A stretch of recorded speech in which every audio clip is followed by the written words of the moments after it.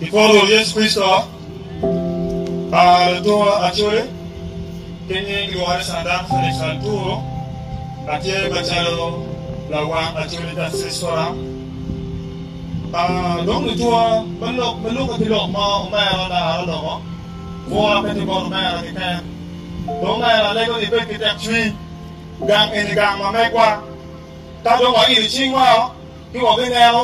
ko biu le gang ma mai kwa no wang wa na ale ni pe kita chui donc toi up to now a good party ga ye ngo ma ta ti ga wa ni ne eta le ko di game ma pe ya te na kana la fonti ni ga terna ni wakaru ba be na machel be ka ku wakaru ba be na machel tingu ma ti ga biu ka we de ka ba chuli ene bu metu ni kwanya chuli ni ya kineo bu be tawa ni ge mo don kere ye chawo mu di ge mo ka ti ga timule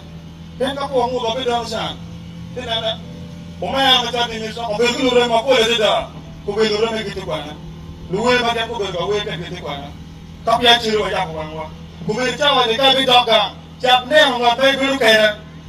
ngọt bay biru kere yo mir chap ne ni nga e no bi biru kere ni ngọt e ka ko na ruin ñu ko ka ko bi chung kere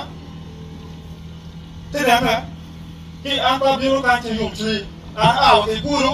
da ma ko ge wa o ke ti ga wa te ni chuni lo ke em lo ke ni ata le pa jo ma yang biru ke de ni so te pe ke ta biru ka ta ka le ke ta lo pe de ko ko te da te dama ya le ko be ti da chuni on va nous coordonner ça par le temps là Dieu wan matin la Dieu dans ce programme que tu m'as dit wan matin la Dieu dans ce programme que tu m'as dit pour me mettre tout mais là les gars ene tu me dis ça on veut que l'opération tu là on veut que oui ma père oui quoi le cara les legacy on va les copier comment les on veut mettre tout mais on va le Dieu dans pour le du gang quand il est wa yo gang ene ou be gang mo be quoi tu le ouais il t'a donné la pas pour la terre